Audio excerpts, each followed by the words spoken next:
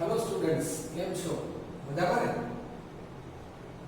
આપણે ફર્સ્ટ ચેપ્ટરમાં આના આગળના લેક્ચરમાં જોયું વિસ્થાપન પ્રક્રિયા, દ્વિવિસ્થાપન પ્રક્રિયા અને ઓક્સિડેશન પ્રક્રિયા. આ ત્રણેય પ્રકારની પ્રક્રિયાઓનો સંબંધ મેળવી આ લેક્ચરમાં આપણે એવી જ ખેતી પ્રક્રિયાની પ્રક્રિયાઓ એનાથી માહિતગાર થઈશું. દરેકને પ્રશ્ન સ્વરૂપે સમજીએ, કારણ કે જે રીતે પરીક્ષામાં પૂછાતી હોય છે એ પ્રમાણે જ આપણે એને સમજવાનો પ્રયત્ન કરીએ. ઓક્સિડેશન પ્રક્રિયાની જેમ જ બીજી પ્રક્રિયા છે રિડક્શન પ્રક્રિયા.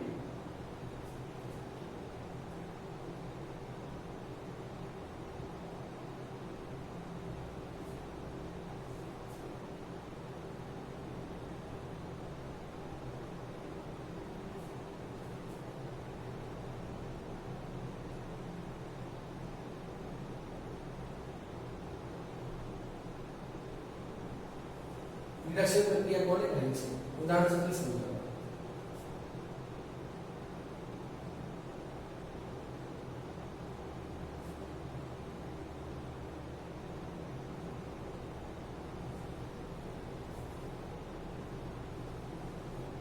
જે રાસાયણિક પ્રક્રિયા દરમિયાન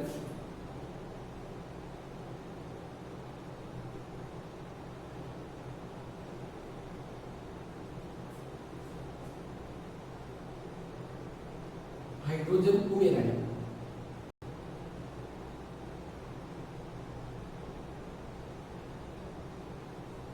अथवा ऑक्सीजन वायु मुक्त થાય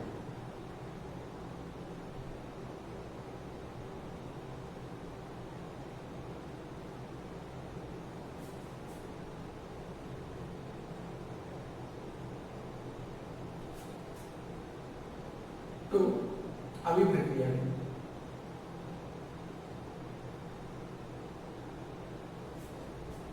रिडक्शन प्रक्रिया कहે છે.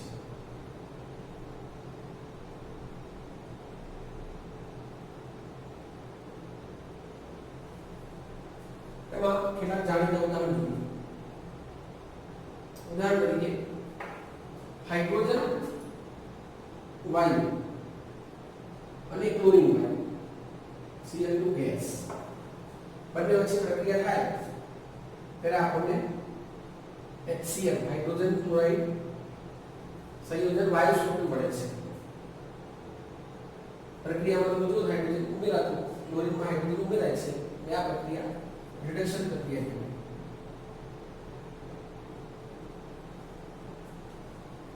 અવસ્થા મેં લખેલી છે, નીચે નામ લખ્યું હાઇડ્રોજન ક્લોરીન હાઇડ્રોજન ક્લોરાઇડ.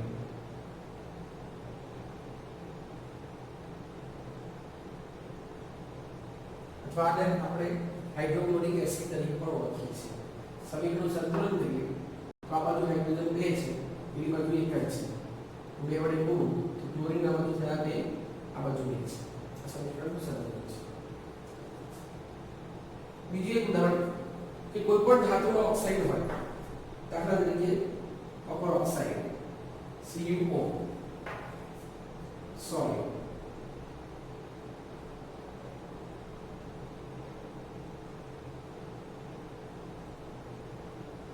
નું હાઇડ્રોજન સાથે પ્રક્રિયા કરાવી એટલે હાઇડ્રોજન રિડક્શન કરે છે.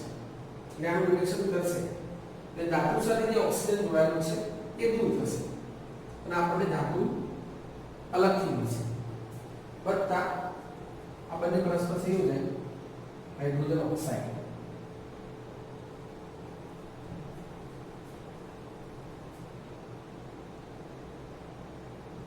Hydrogen copper hydrogen oxide technology આપણે તમે જોશો તો ધાતુના ઓક્સાઇડમાં હાઇડ્રોજન ઉમેરાય છે એટલે આપણને રિડક્શન પ્રક્રિયાનું ઉદાહરણ છે.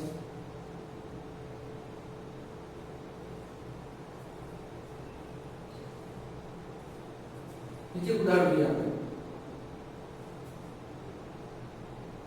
ब्रोमीन वायु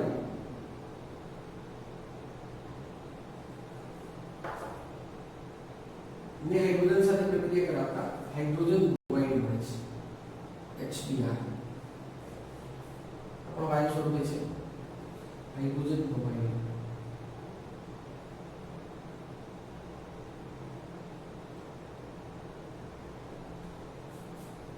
બ્રોમિન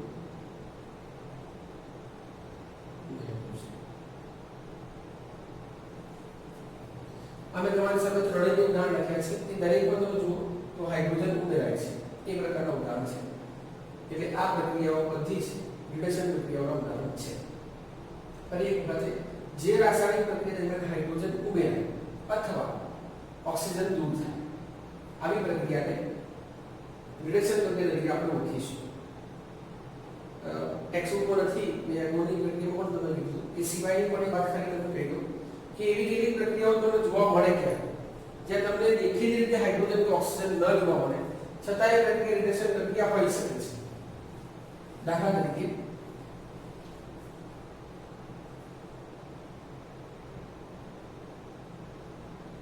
કોપર આયન હોય અને એમાં બે ઇલેક્ટ્રોન ઉમેરે મોટાભાગે વિદ્યુતીય પ્રક્રિયાઓ બધી આ રીતે થતી હોય છે તો તમને કોપર સોલિડ મળે તો અહીં કોપર આયન રિડક્શન થાય છે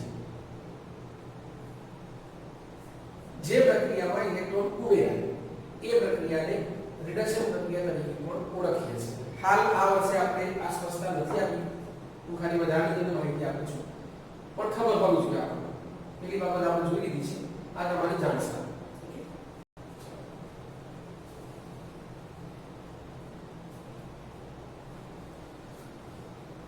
સમીકરણ સંતુલિત કરવાનું થાય તો તમે હવે પ્રેક્ટિસ કરશો ખાલી તમે કહ્યું કે અહીંયા બ્રોમિન 2 છે 2 બ્રોમિન હાઇડ્રોજન 2 હાઇડ્રોજન આ રીતે આપણે કોઈ પણ સમીકરણને સંતુલિત કરવાનું નહીં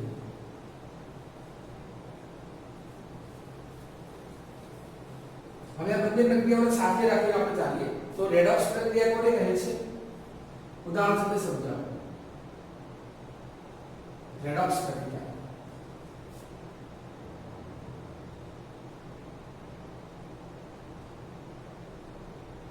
સૌ સિમ્પલ વાત તમે જો તો ઓક્સિડેશન અને રિડક્શન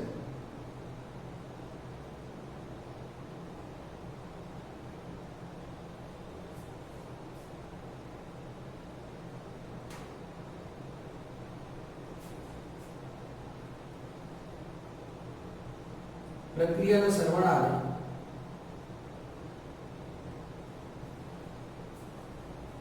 રેડોક્સ પ્રક્રિયા કહે છે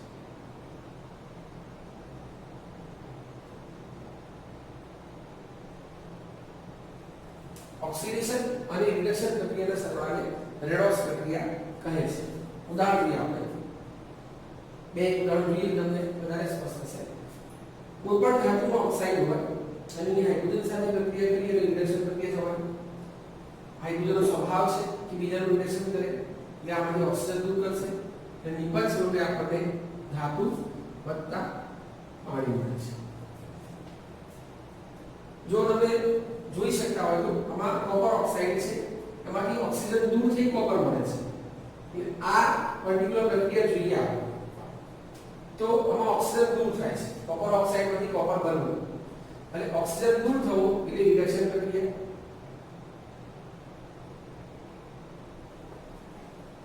અને બીજું સંયોજન જોઈએ તો હાઇડ્રોજન જેમાં નિપજ તરફ જુઓ તો એમાં ઓક્સિજન ઉમેરાય છે એટલે હાઇડ્રોજન પોતે ઓક્સિડેશન અનુભવે છે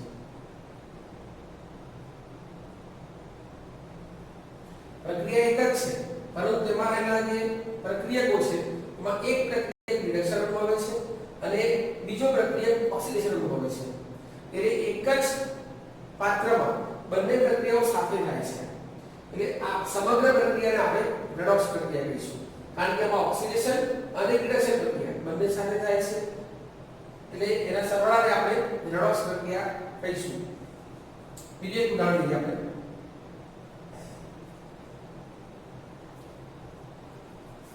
બીજો એક ધાતુનો ઓક્સાઇડ ઝિંક ઓક્સાઇડ બીજા કેટલાક રિડક્શન કરતા પદાર્થો ખરા કાર્બન મોનોક્સાઇડ આ બધા એ કોઈ કિલો કાર્બન લઈએ આપણે કાર્બન સામાન્ય તાપમાને ઘન સ્વરૂપે, ઝીંક ઓક્સાઇડ પણ ઘન સ્વરૂપે. આનો સ્વભાવ છે બીજો રિલેશન કરવાનો કે ઝીંક ઓક્સાઇડમાંથી ઓક્સિજન દૂર કરશે એટલે આપણને ઝીંક ધાતુ મળશે વત્તા કાર્બન મોનોક્સાઇડ મળશે. જો તમે જોશો તો અહીંયા ઝીંક ઓક્સાઇડમાંથી ઓક્સિજન દૂર થઈને ઝીંક મળે છે. આમાંથી ઓક્સિજન દૂર થતો હોવાથી ZnO માંથી Zn બનવું એ રિડક્શન પ્રક્રિયા છે. જ્યારે કાર્બનમાં ઓક્સિજન ઉમેરાય કાર્બન મોનોક્સાઇડ બને છે એટલે આમાં ઓક્સિજન ઉમેરાતો હોવાથી આ ઓક્સિડેશન પ્રક્રિયા છે.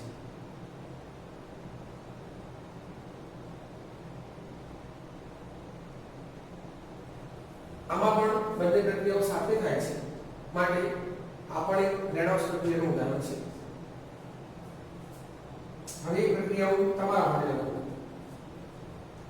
Manganese dioxide MnO2 plus HCl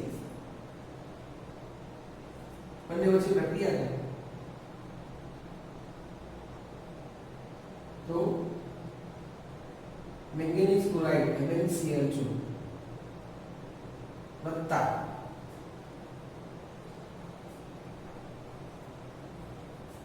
પાણી વત્તા ક્લોરીન.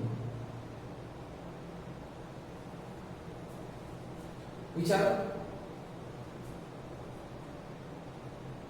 મેંગેનીઝ ડાયોક્સાઇડ આ મેંગેનીઝ ઓક્સાઇડ જે છે પર્ટિક્યુલર એમાંથી MnCl2 બને છે કે આ સંયોજનમાંથી ઓક્સિજન દૂર થાય છે અને અંતિમ નિબંધ તરીકે આપણને MnCl2 બને છે.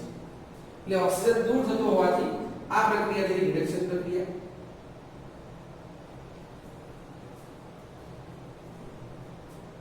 HCl માંથી Cl2 બને છે. આમાં હાઇડ્રોજન દૂર થાય છે એટલે HCl પોતે HCl માંથી એક Cl2 બનવું હાઇડ્રોજન દૂર થતો હોવાથી એ પ્રક્રિયા થઈ ઓક્સિડેશન પ્રક્રિયા. આ રીતે આપણે પ્રક્રિયાઓ સમજી શકીએ છીએ. તમારે પ્રશ્ન પૂછાય તો જવાબ કેવી રીતે લખો એ મટીરીયલમાં લખેલો છે. અહીં તમે સમજાવવા માટે ખાલી એક બાબત બાકી રાખી છે. જો લખવાનું થાય તમારે વ્યાખ્યા લખવાની, એક સમીકરણ લખો અને નીચે એની સમજૂતી આપવાની કે ઉપરોક્ત પ્રક્રિયામાં કોપર ઓક્સાઇડમાંથી કોપર બને છે એટલે કે ઓક્સિજન દૂર થાય છે માટે આ પ્રક્રિયા એ રિડક્શન પ્રક્રિયા થઈ. આ તમારે શાબ્દિક સ્વરૂપમાં નીચે લખો. ઉપરાંત પ્રક્રિયા પર હાઇડ્રોજન વાયુ H2 માંથી H2O બને છે નિબંધ સ્વરૂપે. આમાં ઓક્સિજન ઉમેરાય છે માટે આ પ્રક્રિયા થઈ રિડક્શન પ્રક્રિયા. H2 એ ઓક્સિડેશન અનુભવે છે. આટલી વાત લખવાની. બીજું ઉદાહરણ આપો અને એની સમજૂતી આપી આપો.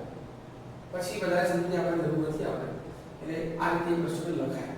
છતાંય મેં તમારે ધ્યાન સારું મસ્ત રીતે લખી અને મટીરીયલ મૂકેલો છે. જોઈ લેજો સમજાયેલી પ્રક્રિયાઓ છે. આગળની પ્રક્રિયા લઈએ આપણે.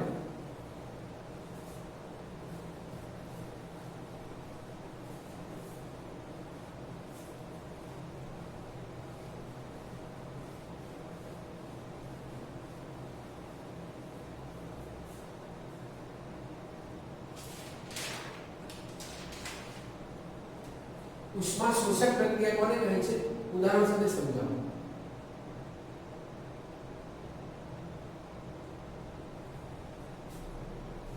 આપણે પહેલા ક્ષેપક લઈએ, બંને પ્રક્રિયાઓ સમજવાની છે. ઉષ્મા ક્ષેપક પ્રક્રિયા કોને કહે છે?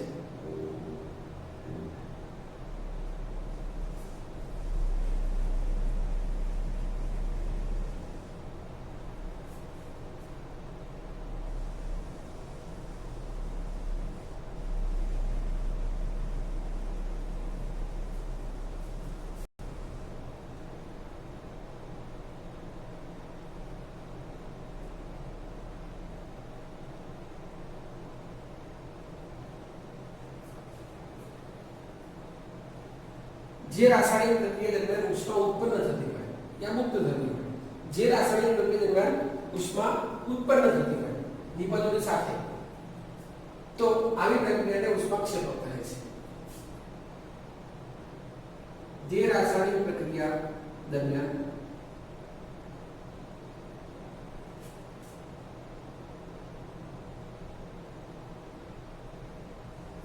નિપજોના નિર્માણની સાથે સાથે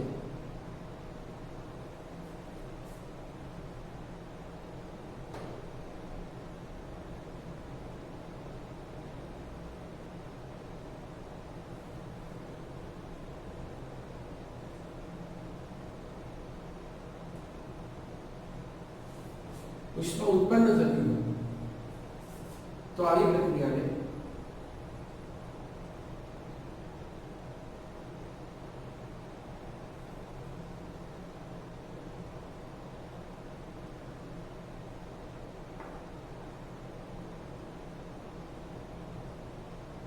ઉષ્માક્ષેપણ પ્રક્રિયા કહે છે. ઉદાહરણ તરીકે કાર્બન को આપણે દહન કરીએ. સામાન્ય આપણે કાર્બન ઘન સ્વરૂપે દહન પ્રમાણે ઓક્સિજન વાયુની આવશ્યકતા જોઈએ છે.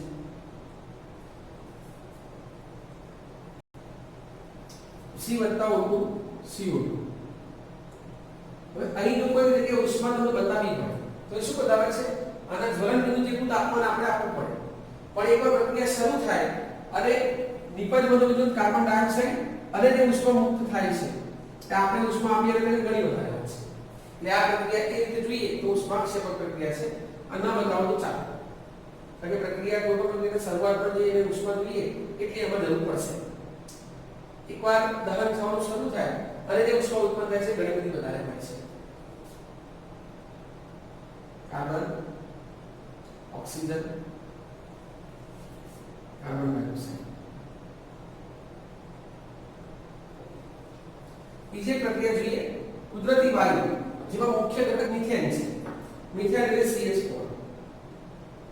એનું દહન કરીએ. દહન માટે ઓક્સિજન આવશ્યક છે.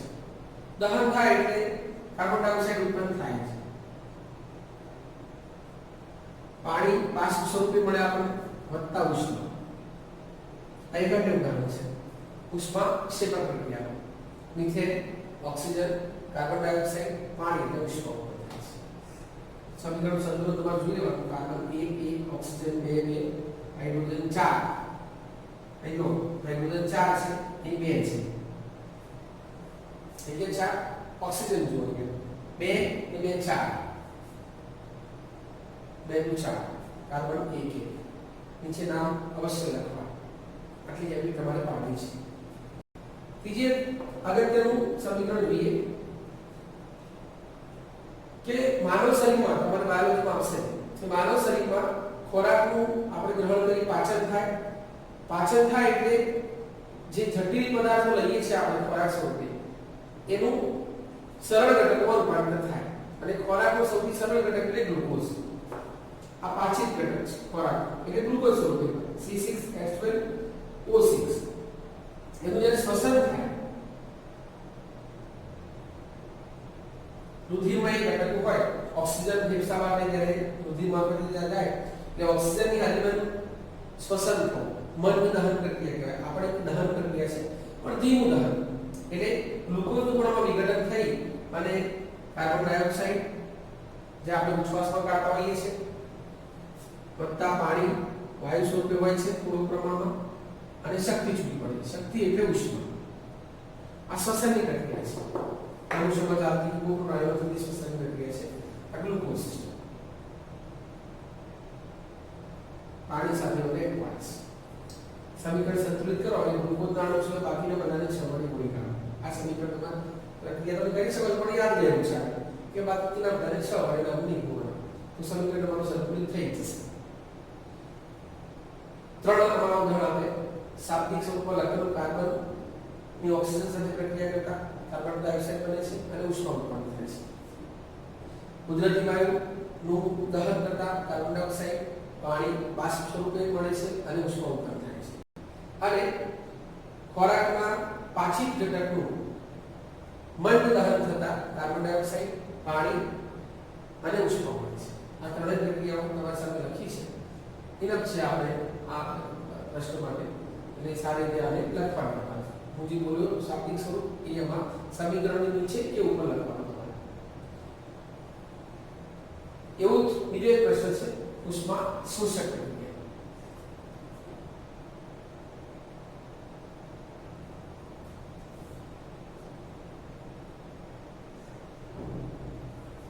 જે રાસાયણિક પ્રતિક્રિયા નિપજોના નિર્માણની સાથે સાથે ઉષ્મા શોષાતી હોય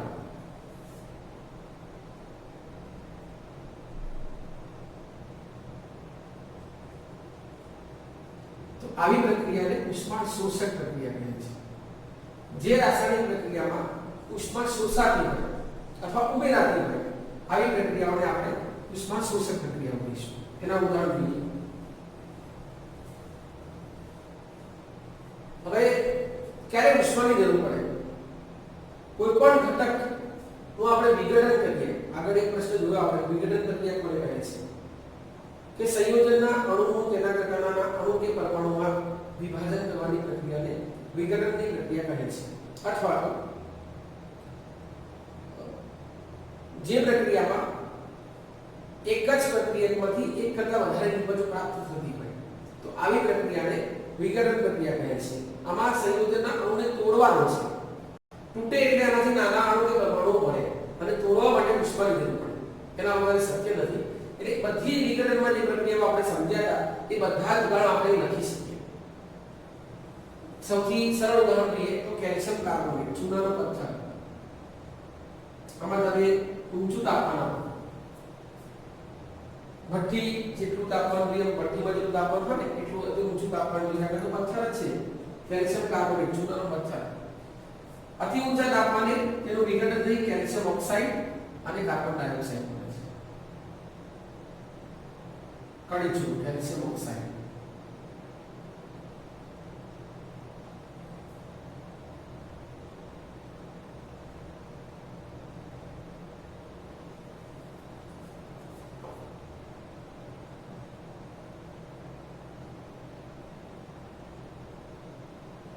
સમીકરણ બેલેન્સ જોઈ લેવાનું, તે પાડવાનું, આ તો બેલેન્સ જ છે। એટલે પહેલામાં જેટલા ઉદાહરણ છે બધાય લખી શકીએ આપણે।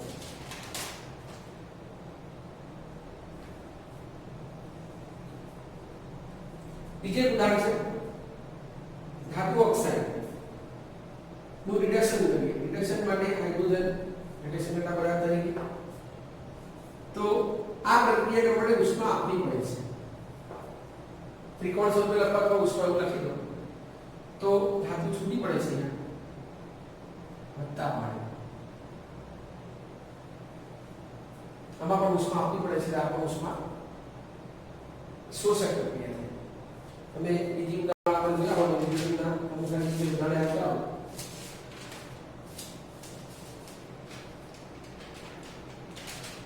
લેડ નાઇટ્રેટ, ખાલી લખું છું આપણે થોડો ઓલરેડી લખ્યા છે, PbNO3 twice, લેડ નાઇટ્રેટ નું વિઘટન કરો। ઉષ્મીય વિઘટન આપણે વિઘટનના ત્રણ પ્રકાર છે, ઉષ્મીય વિઘટન, પ્રકાશીય વિઘટન અને વિદ્યુતીય વિઘટન। એમાં દરેકમાં ઉષ્માની જરૂર પડશે। ઉષ્મીય વિઘટન ઉષ્મા લખીએ આપણે તો lead oxide plus nitrogen dioxide plus oxygen.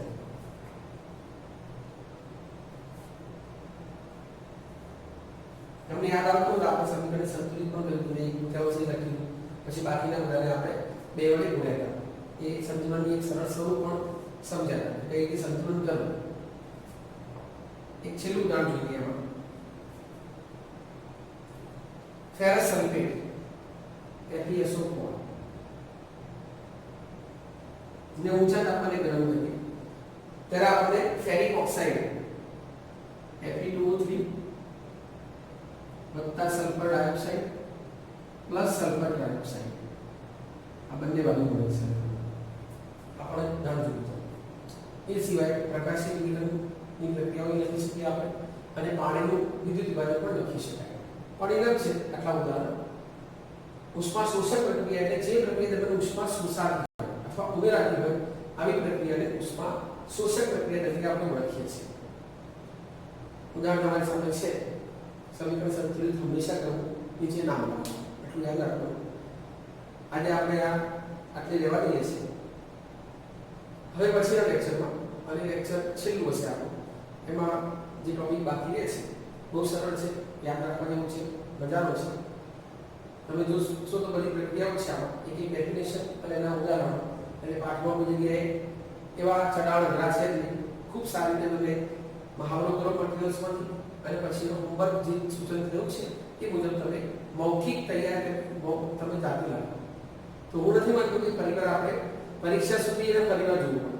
પરીક્ષા આવે એકવાર ફરી અને ગો થ્રુ કરી લેવું એટલે તમને ટોપિક બધા આવશે. Okay, thank you students.